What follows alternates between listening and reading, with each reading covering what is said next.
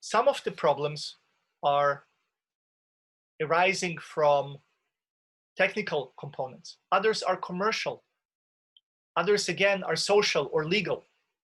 And so you have different perspectives of having solved your issue, and that's what's going to be faced by many of the AI chip companies that are coming out.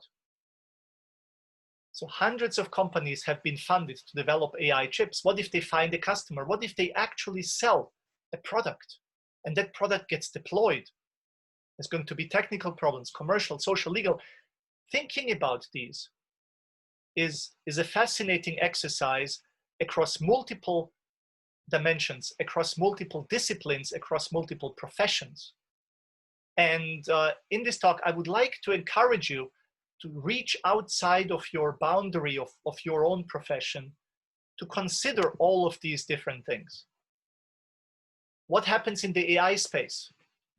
Conflicts created by AI chips. And they're different from what you would imagine.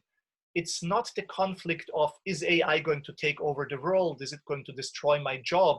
Is it going to kill me on the street? In my opinion, it's about, first, technically, how do I use, integrate, deploy, program this new AI technology?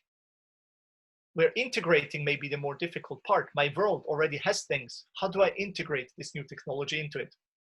It's a nice technical challenge. Very good for technology people. But then there is a commercial challenge.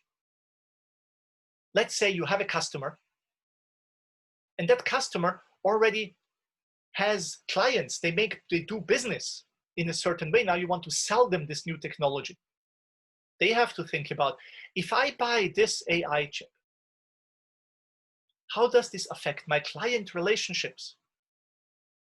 If I'm a bank and one of my clients is IBM, maybe one of my biggest clients is IBM because they bank with me or they buy financial services.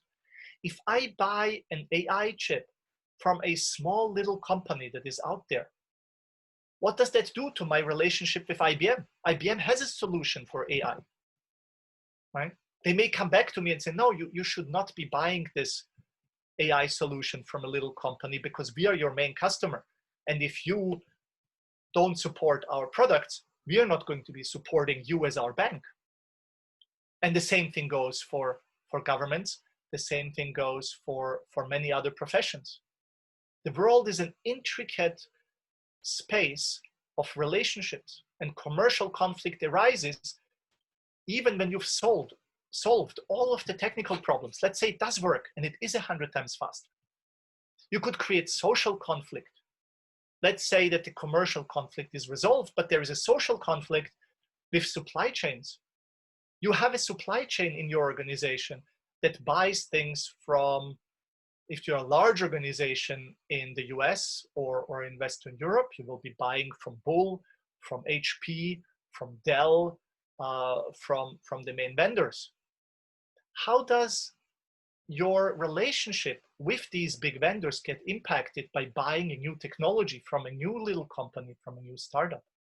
So there is social implications across the entire supply chain, but also within your organization. You may have employees in a large organization who come from the supplier or who explicitly work for the supplier. They just happen to sit inside of your organization. These people eat lunch and have social relationships with your other employees. You say, well, in order to buy this product, I may have to give up my friendship with Bob, who is the IBM representative here at our office. But I've been at Bob's wedding. I'm friends with Bob for 20 years. How could I do that?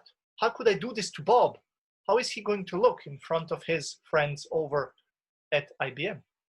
So there is a whole load of social conflict that needs to be considered, and it needs to be considered early on when you start your business planning and your rollout planning and which customers you're approaching. Many people like to avoid conflicts, and that then results in these conflicts hitting you straight in the face when you end up at a situation like that. Well, if you think about this beforehand, you say, okay, maybe I need to adjust my business plan into the existing relationships that the potential customers of mine have. And then, of course, on top of that, you have legal conflicts created by putting a new technology out into the field, because that new technology may harm someone. It may break some laws. It may do things that are otherwise not being done. Let's say AI collects information from all over the world. How do you know that your AI does not cause any problem with import and export laws of data? Maybe it will collect some data from some place and send it to another place and break import laws. Right? And so we are just scratching the surface in understanding what that really means. So the success of any new AI or in fact any other computing revolves around the speed at which you can resolve the possible pain points, the possible conflicts, and arrive at solutions to the pain points and conflicts that are arising from the solutions that you've provided in the last round. And you have a state machine which is in a commercial environment driven by the amount of cash that you have in the bank or the amount of money that you can raise for your startup. So if you have money in the bank, you sell something, you create problems with having sold it, you need to solve these problems, find solutions, and the speed at which you can resolve these challenges that you're creating yourself has to be faster than you're creating. So you have to create either equilibrium or convergence around solving these problems. So it's a different way of thinking about this, and the way that I'm starting to explore more and more